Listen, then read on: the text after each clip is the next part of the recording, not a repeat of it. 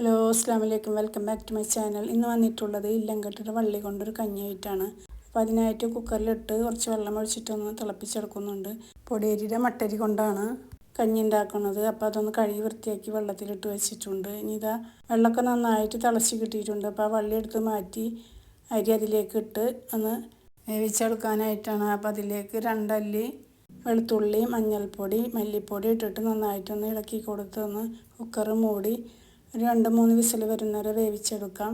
അപ്പോൾ അതിലേക്ക് തേങ്ങ ഇട്ട് കൊടുത്തിട്ടുണ്ട് മിക്സിയുടെ ജാറിൽ.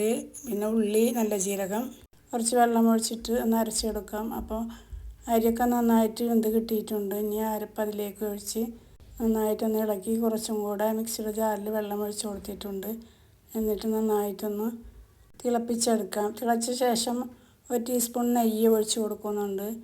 കഞ്ഞിക്ക് നല്ല ടേസ്റ്റ് കിട്ടും. അതിന് ശേഷം ഒന്ന് തിളച്ച് ഇറക്കി വെക്കാം. കഞ്ഞി കുടിക്കണ നേരത്ത് ഉപ്പിട്ട് കഴിക്കാം. മീനൊക്കെ കഴിക്കാൻ നല്ല രുചിയാണ്. അപ്പോൾ വീഡിയോ എല്ലാവർക്കും ഇഷ്ടപ്പെട്ടെന്ന് കരുതുന്നു. വീഡിയോ ഇഷ്ടപ്പെട്ടാൽ ലൈക്ക് ചെയ്യാനും ഷെയർ ചെയ്യാനും സബ്സ്ക്രൈബ് ചെയ്യാനും കമൻറ്റ് ചെയ്യാനും മറക്കരുത്. മറ്റൊരു വീഡിയോയുമായിട്ട് വരാം.